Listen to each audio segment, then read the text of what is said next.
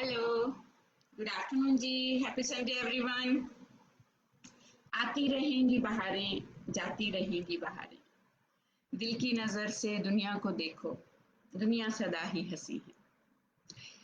लेकिन ये सदा हंसी कहाँ रहती है? ना दुनिया ना जिंदगी।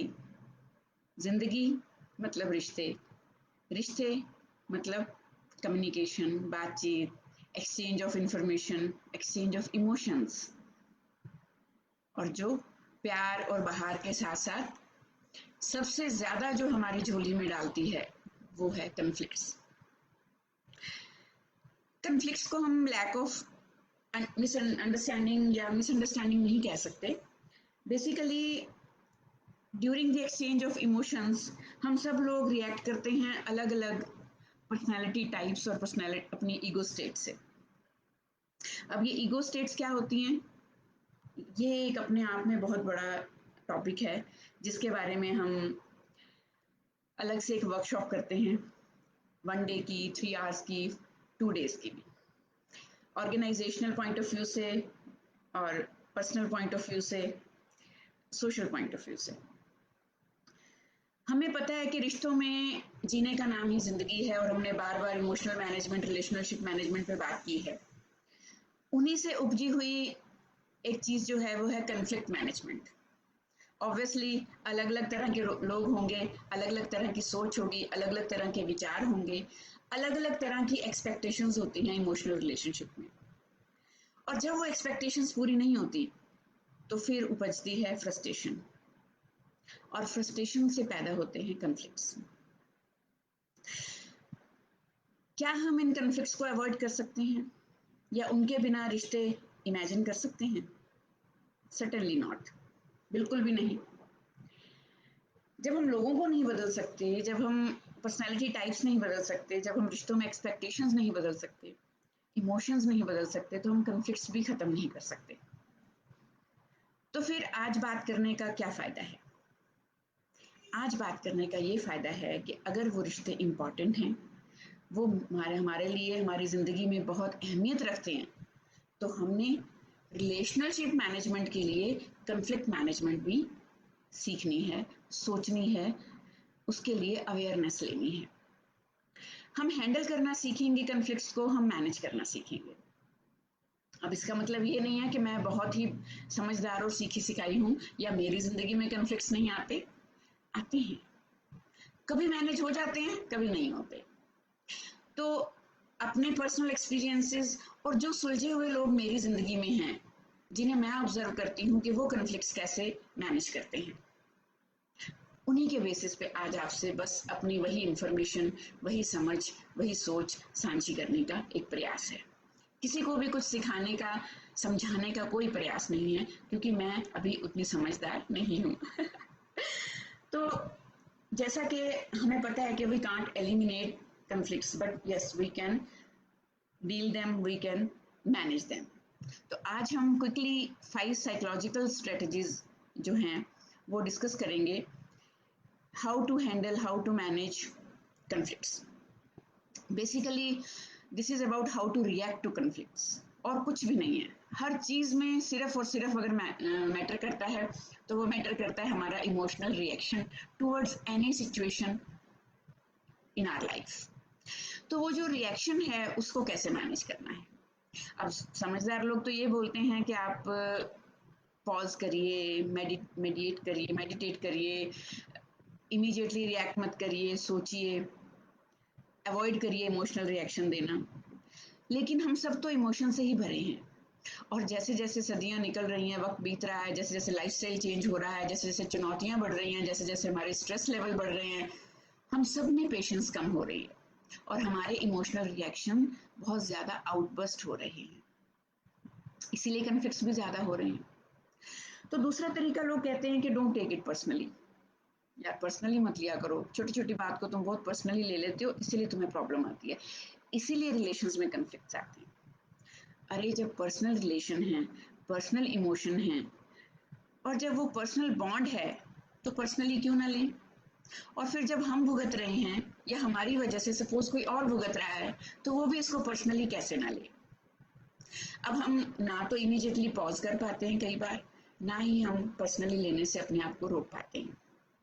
तो उस सिचुएशन में साइकोलॉजिकली थोड़ा सा अवेयरनेस करें, थोड़ा सा हम चीज़ को ट्रिकी तरीके से अंडरस्टैंड करेंगे, तो फिर हमें ये चीज़ें मैनेज करनी आसान हो जाएंगी। जिसमें सबसे पहला तरीका है कि जब बहुत ही सीवियर कन्फ्लिक्ट हो जाए, let's not talk about it.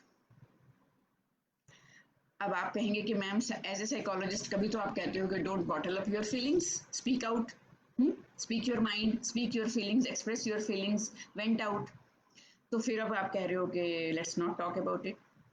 Yes, 5 psychological strategies जो मैं आपसे डिस्कस करने वाली हूँ, वो सभी तरह के लोगों पे लागू नहीं होती हैं।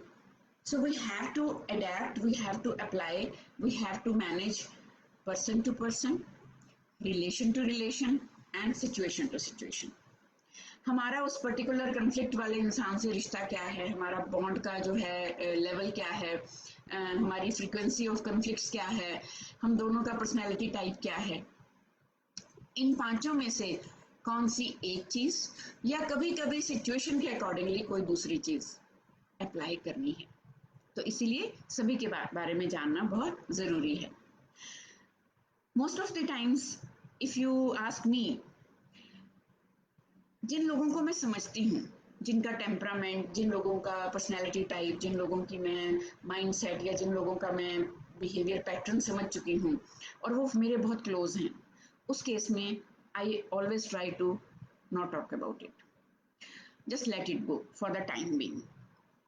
उससे क्या होता है कि आप कन्फ्लिक्ट को अवॉइड करते हैं और mentally, physically sometimes you want to quit या exit for the moment, perhaps at that moment, because issue is not important enough but the person is, वो इशू हमारे लिए इतना इम्पोर्टेंट नहीं है, लेकिन शायद वो इंसान हमारे लिए इतना इम्पोर्टेंट है कि हम उसकी वजह से, कन्फ्लिक्ट की वजह से या उस इशू की वजह से हम उसका मूड खराब नहीं करना चाहते, उसे खोना नहीं चाहते या उसे अपसेट नहीं करना चाहते। But of course, avoiding conflicts can be harmful because the issues continue to faster sometimes, और कभी कभी इतना बिगर हो जाता है कि कन्फ्लिक्ट रिजॉल्व होने लायक ही नहीं रहता और कई बार हमें वो रिलेशनशिप या वो बॉन्ड क्विट करना पड़ जाता है अगर हम इतना डिले करते हैं। तो ये पर्सनली हमें चेक करना है where we stand in that relationship, हम कितना अफोर्ड कर सकते हैं नॉट टॉकिंग और अवॉइडिंग। अगर हमें अपने उस पर्सनल रिलेशनशिप का लेवल पता है कि थोड़ी देर अवॉइड कर लेंगे, बात नहीं करेंगे, तो वो बुलबुले जब बैठ जाएंगे, वो इंसान थोड़ा ठंडा हो जाएगा, वो थोड़ी देर बाद वैसा ही हो जाता है, हमें पता है। लेकिन अगर गुबार में, उबाल में इमीडिएटली वो कन्फ्लिक्ट हम डिस्कस करेंगे तो शायद वो बढ़ जाएगा। So that we have to sense the situation accordingly. Second जो स्ट्रेटेजी है that is okay I give up. Ego states मुश्किल है, how I can give up. We have learned to give up in relationships, but according to our moods, according to our convenience, according to our style. लेकिन जो इंसान थोड़ी देर के लिए pause ले सकता है, लेट गो कर सकता है, वही गिव अप कर सकता है। तो अगर हम ये कैपेबिलिटी डेवलप कर लेते हैं कि हमारे लिए दूसरे की फीलिंग्स को एकोमोडेट करना, दूसरे की नीड को समझना, दूसरे की हमसे एक्सपेक्टेशंस को समझना, या फिर sometimes at the expense of hours emotion. Equally important है हमारी need, expectations and emotions, but the other person is so loving, so sweet, so close कि हम उसके लिए अपनी इमोशंस को, अपनी नीड्स को, अपनी एक्सपेक्टेशंस को फॉर द टाइम बीइंग हम सेक्रीफाइस कर देते हैं, साइड में रख देते हैं and say I give up. हम बैक ऑफ कर जाते हैं उस कन्फ्लिक्ट से to protect the relationship and to maintain harmony. तो वही बड़प्पन बोला जाता है, जैसे हमें सियाने समझाते थे कि अगर आपको लगता है कि दूसरा इंसान नहीं समझता, हमारी तो ये ब्लेम गेम शुरू हो जाती है ना कि why me all the time, मैं ही हर बार क्यों समझूं, मैं ही हर बार अंडरस्टैंड क्यों करूं, कन्फ्लिक्ट को मैं ही रिजॉल्व क्यों करूं, because I am different, I am soft, I am loving, I am caring, मेरी पर्सनैलिटी टाइप कैसी है उस पर डिपेंड करता है. Why should I spoil my personality just because of others behaviour और अदर्स एटीट्यूड और अदर्स रिएक्शन टू कन्फ्लिक्ट्स. हम दूसरे पर्सन को बताते हैं कई बार कि हमें कैसा महसूस हो रहा है और वो कन्फ्लिक्ट और बढ़ जाता है because they are not in a mindset to understand our situation. At that time, there is no need to explain how you feel because we don't want to upset the relationship by sharing our thoughts. Especially अगर हमें ये लगता है कि at the moment वो समझेंगे ही नहीं, तो एक दुख और ऐड हो जाता है, एक नेगेटिविटी और ऐड हो जाती है उस रिलेशनशिप में कि अगर मुझे नहीं समझा जा रहा तो मैं क्यों समझूं. तो उससे बेटर है कि हम समझाने की थोड़ी देर के लिए कोशिश ही ना करें, अपसेट हुए बिना. डेफिनेटली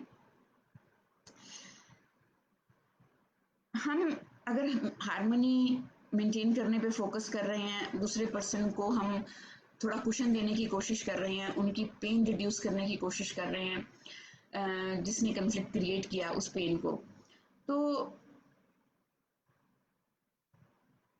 वो तो ठीक हो जाते हैं. अगर वो ठीक हो गए और उन्होंने कन्फ्लिक्ट को मैनेज कर लिया आपके साथ मिलके, देन इट्स गुड. लेकिन ये भी चेक करना बहुत ज़रूरी है कि बहुत देर तक वो इमोशन, वो पेन और वो सेक्रीफाइस वाली फीलिंग आपके अंदर रह के आपको हॉन्ट नहीं करे. आपका उससे भी इक्वली बाहर निकलना बहुत ज़रूरी है. ये हमेशा ध्यान रखिएगा. नहीं ऐसा ना हो कि दूसरे के तो हम क्वेश्चन दे रहे हैं, दूसरे की इमोशनल फीलिंग का ध्यान रख रहे हैं, लेकिन धीरे धीरे खुद में हम वो इमोशनल रेजिड्यू एक्यूमुलेट करते जा रहे हैं और किसी एक स्टेज पे हमें मेंटल हेल्थ प्रॉब्लम हो या हमें किसी और प्रोफेशनल हेल्प की ज़रूरत पड़ जाए. तो वो खुद का एक थर्मामीटर चेक करते रहना भी बहुत ज़रूरी है. In the state of awareness, consciousness, consciously हमने ये चीज़ सोचनी है कि हमें ये बताया गया करने के लिए, लेकिन मुझे सूट कर रहा है या नहीं कर रहा है. और अगर नहीं कर रहा है then it's a third way. तो आप तीसरी टेक्निक जो है, जो हम अभी शेयर करने जा रहे हैं, आप वो अप्लाई करिए. It's my way of the highway. मतलब कि मुझे कुछ नहीं समझना है, जैसा दूसरा इंसान कर रहा है कि ठीक है एक बार कोई दिक्कत आई, I have to vent out, I have to express my emotions, चाहे साइलेंटली चाहे वायलेंटली. अब साइलेंटली अगर नहीं हो पा रहा है तो आप वायलेंटली एग्रेसिवली उसको करते हैं. अब ये टोटली हमारी कॉल है. अगर हमें वो बिहेवियर शांति देता है, अगर वो बिहेवियर दूसरी पार्टी को कन्फ्लिक्ट रिजॉल्व करने में, समझने में हेल्प करता है या उसको थोड़ा सा पैसिफाई कर देता है और वही अंडरस्टैंडिंग पे तैयार हो जाता है, तो डेफिनेटली आप ये तरीका अपनाइए. It depends totally on the bond between two, who is dominating, who is silent partner, who is violent partner. तो ये टोटली हमारी अपनी कॉल होती है कि आइदर दिस वे और it's my highway. There is huge need to defend and protect your own viewpoint. आपको लगता है कि मैं बहुत इम्पेशेंट हो रहा हूँ या हो रही हूँ कि मुझे अपना व्यू पॉइंट बताना ही है, then keeping like a resentment और फ्रस्ट्रेशन, जस्ट से इट. कहने के बाद, बात करने के बाद आप अपने तरीके से उसे फिर बाद में रिजॉल्व कर सकते हैं, बट मोस्टली ये सिचुएशन में सूट नहीं करता ये वाला तरीका. ये ज़्यादातर आग में घी डालने वाला काम करता है.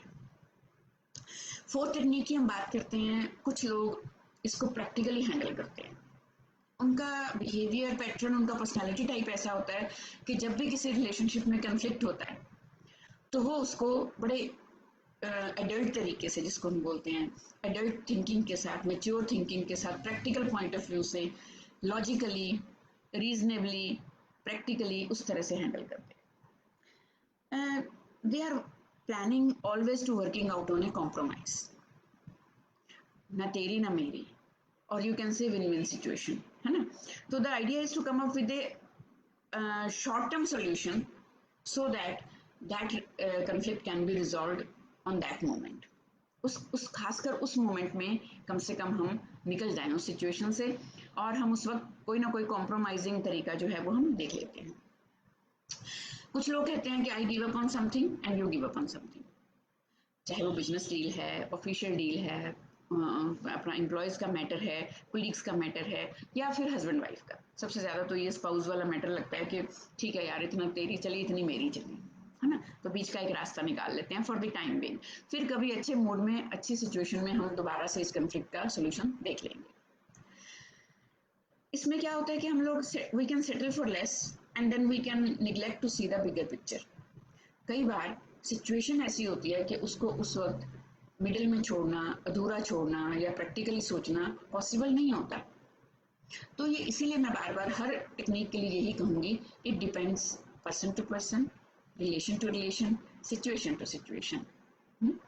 सो लास्ट एंड फिफ्थ टेक्निक है लेट्स टॉक अबाउट टुगेदर। और बड़ी खूबसूरत टेक्निक ये इसलिए है क्योंकि ज़्यादातर एक्सपर्ट्स जो हैं, बिहेवियर एक्सपर्ट्स जो हैं या रिलेशनशिप मैनेजमेंट एक्सपर्ट्स जो हैं, वो सलाह देते हैं कि हमें हर कन्फ्लिक्ट का सोल्यूशन इसी तरीके से निकालना चाहिए कि आओ बैठो बात करें। Why to create negative emotions, why to avoid, why to ignore, why to keep the things in between. किसी को भी किसी पैनिक में, किसी हर्ट सिचुएशन में क्यों छोड़ना, या खुद के अंदर भी इमोशनल रेजिड्यू क्यों छोड़ना रखना। तो क्यों ना हम बैठ के प्रॉपर तरीके से, शांति से, एक दूसरे को समझते हुए, जिस बारे में भी कन्फ्लिक्ट है, जिस बारे में भी हम एक दूसरे के साथ रजामंद नहीं हो पा रहे हैं, उस बात पे हम बात करें।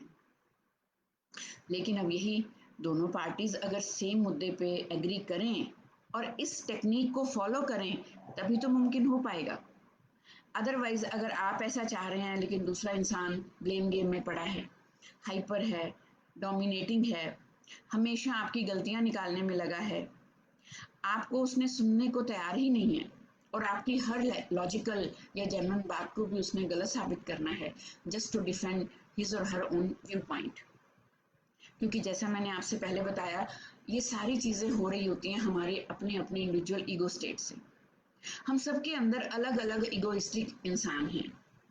ये बहुत सारी ईगो टाइप्स होती हैं, ईगो स्टेट्स होती हैं एज पर साइकोलॉजी, जिसके ऊपर एक अलग सेशन बहुत बड़ा रखा जा सकता है। सो इसमें इस बारे में हम ज़्यादा यहाँ बात नहीं कर पाएंगे।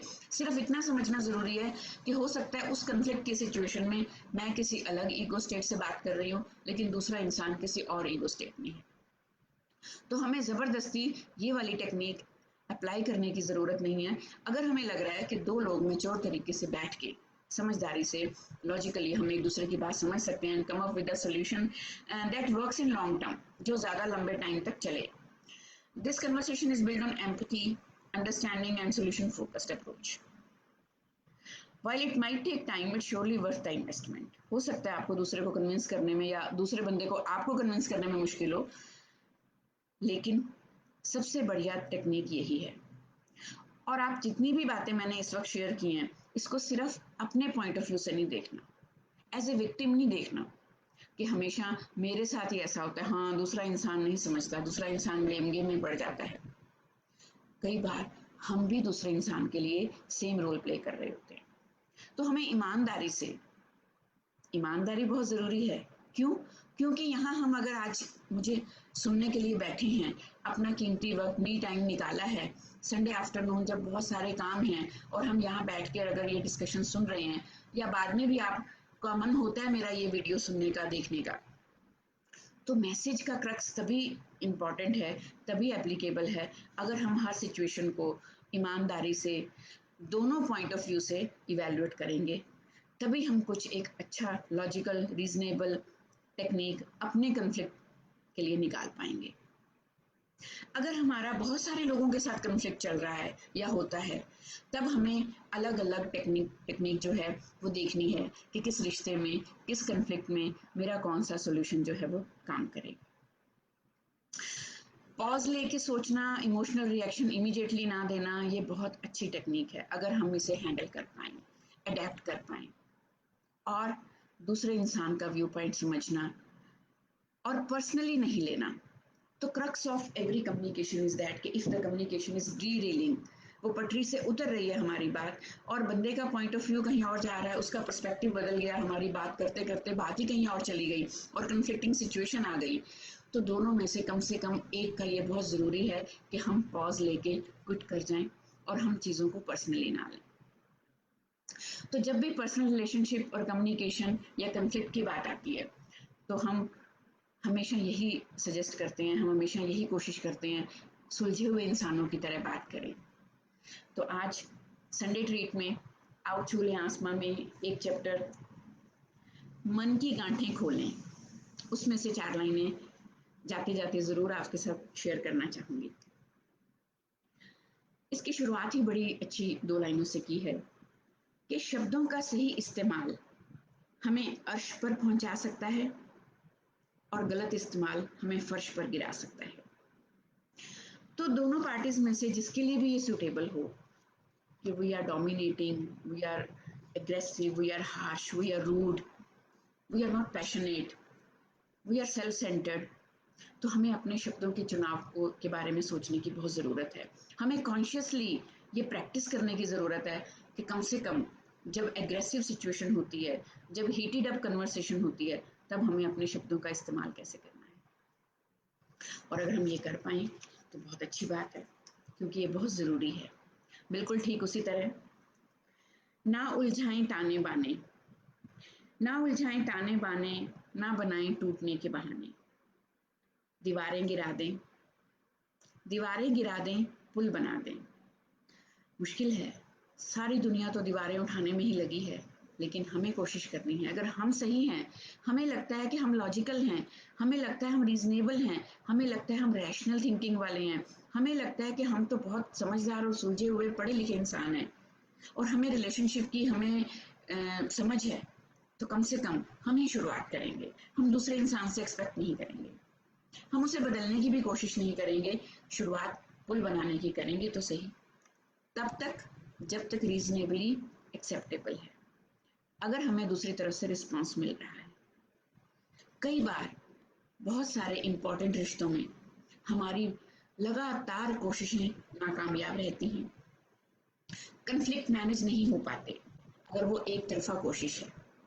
तो मेरी बात ध्यान में रखिएगा कि कई बार हमें रिश्ते छोड़ने पड़ते हैं, अगर कन्फ्लिक्ट खत्म नहीं हो, उनके साथ जीना बहुत मुश्किल हो जाता है। तो ये भी पल्स हमें अपने रिश्तों में खुद चेक करनी है कि क्या ये एक तरफा कोशिश है या ये 2 तरफा है। क्या हमारे में इतनी ताकत है कि या तो हम प्यार में किसी के हो जाएं या हम किसी को अपने जैसा बना लें। अगर ये दोनों चीज़ें मुमकिन नहीं हो पा रही हैं, फिर ये सोचने की ज़रूरत है कि कितनी दूर तक हमें साथ चलना है, कन्फ्लिक्ट को कितनी देर तक मैनेज करना है, अवॉइड करना है, इग्नोर करना है। अदरवाइज हम कभी भी प्रोफेशनल हेल्प ले सकते हैं। कई बार हमारा इमोशनल रिएक्शन कंट्रोल में रहता है, कई बार नहीं रहता है। कई बार हम सुलझे हुए तरीके से बात कर पाते हैं, कई बार नहीं कर पाते। लेकिन अगर हम दोनों पार्टीज एग्री करते हैं कि yes we are from different personality types, we are from different emotional states, हम दोनों का बिहेवियर और रिएक्शन अलग अलग है, लेकिन हमें रिश्ते में भी रहना है, then please please don't hesitate to seek professional help. कई बार खुद से कन्फ्लिक्ट नहीं सुलझते हैं, तो कन्फ्लिक्ट मैनेजमेंट की वर्कशॉप्स अटेंड करिए, आप यूट्यूब पे उसके लिए कुछ अच्छी चीज़ें देखिए, और अगर फिर भी खुद से काम नहीं हो पा रहा है तो फिर साइकोलॉजिस्ट के पास जाइए। बहुत ही अनकंडीशनल, नॉन जजमेंटल, अनबायस तरीके से आपको हेल्प मिलती है और ज़िंदगी खुशनुमा हो जाती है। जैसे बाहरें गई थी वैसे ही दोबारा आ सकती हैं और फिर प्यार के फूल आपकी ज़िंदगी में फिर से महक सकते हैं, अगर आप चाहते हैं तो दीवारें गिरा दें, पुल बना दें, आओ बैठो बात करें। हम क्या कहें, आप क्या समझें, हम क्या कहें और आप क्या समझें, ये फर्क मिटा दें। हो खुला दिलों का आसमां, दुख के बादल बिखरा दें। सबसे ज्यादा डिफिकल्ट है कि मैं किस पॉइंट ऑफ व्यू से कोई बात कह रही हूँ और आप उसको किस पॉइंट ऑफ व्यू से समझ रहे हैं। अगर वो दोनों में फर्क है तो definitely there is a space and scope of conflict. तो तब ये बात करना बहुत ज़रूरी है कि मैंने किस नज़रिए से वो बात की, क्या मायने थे, क्या मतलब थे और आपने उसके क्या मायने लिए। हो खुला दिलों का आसमां, गम के बादल बिखरा दें, बोझ हटा दें, रिश्ता दृढ़ बना दें, आओ बैठो बात करें। तो बात करना, कम्युनिकेट करना, कन्वर्सेट करना, मन की गांठें खोलना बहुत ज़रूरी है किसी भी कन्फ्लिक्ट को ख़त्म करने के लिए। तो ज़्यादा देर तक इग्नोर नहीं करें, ज़्यादा देर तक अवॉइड नहीं करें, बात करें। अगर वो पेनफुल है तो क्यों ना फिर बात करके ही वो पेन को मैनेज किया जाए, चुप रहने से। सो आप सब अपने रिश्तों में यही मधुर्य बनाए रखिए। Wishing you all the best, stay happy, stay positive, love you all.